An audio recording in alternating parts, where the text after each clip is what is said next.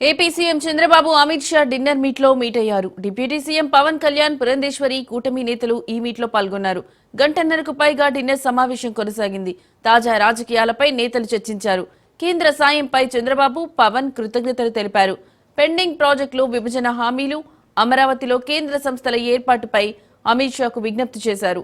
జాతీయ స్థాయిలో కాంగ్రెస్ కు వ్యతిరేకంగా భావ సారూప్యత గల పార్టీలన్నింటినీ ఎన్టీఆర్ ఏకం చేశారని గుర్తు చేశారు. సినిమా రంగానికి, రాష్ట్రానికి ఆయన చేసిన సేవలను వివరించారు. ఎన్టీఆర్ కు భారతరత్న ప్రకటించాలని కోరుతూ కేంద్ర ప్రభుత్వానికి వినతి పత్రం అందజేశామని పురంధేశ్వరి గుర్తు చేశారు. ఎన్టీఆర్ కి భారతరత్న ప్రకటించాలని నేతలు కోరారు. దీనికి అమిత్ షా సానుకూలంగా స్పందించినట్టుగా తెలుస్తోంది.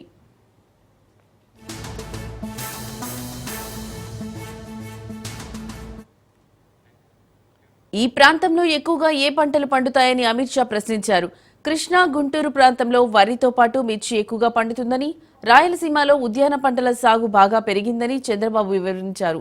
భూముల ధరల గురించి ప్రస్తావన రాగా, ఒకప్పుడు ఆంధ్ర ప్రాంతంలో ఎకరం భూమి అమ్మితే హైదరాబాద్ లో 5 ఎకరాలు వచ్చేదని, ఇప్పుడు అక్కడ 1 ఎకరం అమ్మితే ఇక్కడ 50 ఎకరాలు కొనొచ్చని ఆయన తెలిపారు.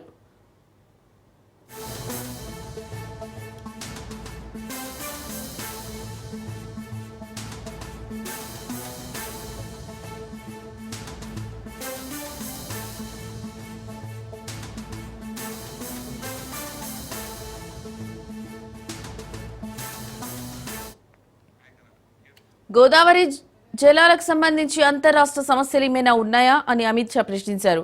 ఈ విషయంలో పెద్దగా సమస్యలేమీ లేవని, భవిష్యత్తులో కృష్ణానదికి సంబంధించి కొన్ని వివాదాలు తలెత్తే ఆస్కారం ఉందని సీఎం వివరించారు. రాష్ట్ర విభజన తర్వాత నాగార్జున సాగర్ ప్రాజెక్టులో సగభాగం ఏపీలో ఉంటే మరో సగం తెలంగాణలో ఉందని గుర్తు చేశారు. పోలవరం నుంచి బనకచెర్లకు అనుసంధాన ప్రాజెక్టు ప్రతిపాదనను వివరించారు. మాజీ ప్రధాని పివి నరసింహారావు ఉమ్మడి ఆంధ్రప్రదేశ్కు సీఎంగా ఎన్నాళ్లు పనిచేశారని అమిత్ షా అడిగారు. సుమారు 15 నెలల పాటు పనిచేశారని చంద్రబాబు బదిలిచ్చారు. తరచూ ముఖ్యమంత్రుల్ని మార్చే కాంగ్రెస్ సంస్కృతి గురించి ప్రస్తావన వచ్చినప్పుడు అత్యధిక కాలం సీఎంగా పనిచేసిన నాయకుడెవరని అమిత్ షా అడిగారు. కాసు బ్రహ్మానందరెడ్డి ఎక్కువ కాలం పనిచేశారని, ఆ తర్వాత వైఎస్ రాజశేఖర్ రెడ్డి 5.5 ఏళ్లు పనిచేశారని చంద్రబాబు తెలిపారు.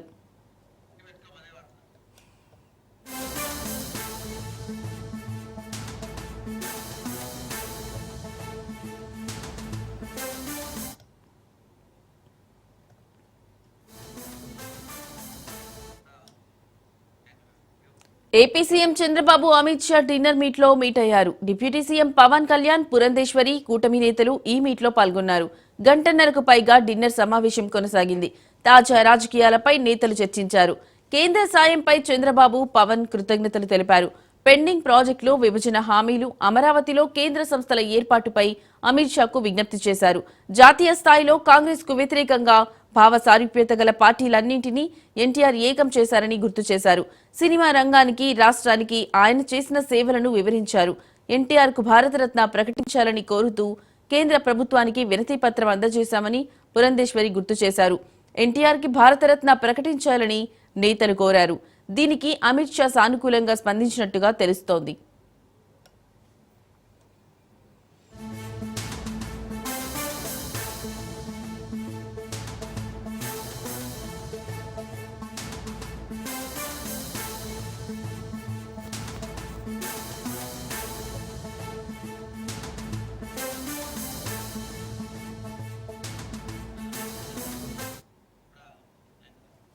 ఈ ప్రాంతంలో ఎక్కువగా ఏ పంటలు పండుతాయని అమిత్ షా ప్రశ్నించారు.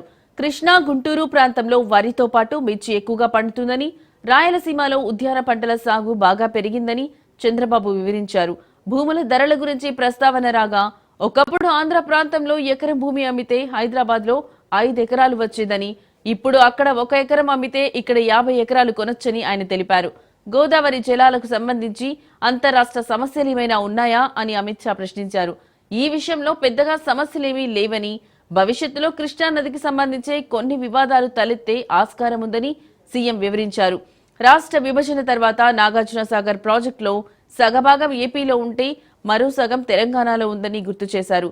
పోలవరం నుంచి బనకచెర్లకు అనుసంధాన ప్రాజెక్టు ప్రతిపాదనను వివరించారు.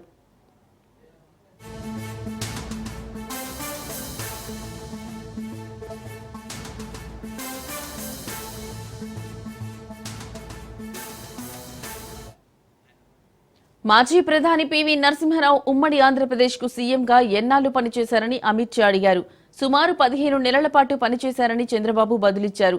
తరచూ ముఖ్యమంత్రుల్ని మార్చే కాంగ్రెస్ సంస్కృతి గురించి ప్రస్తావన వచ్చినప్పుడు అత్యధిక కాలం సీఎంగా పనిచేసిన నాయకుడెవరని అమిత్ షా అడిగారు.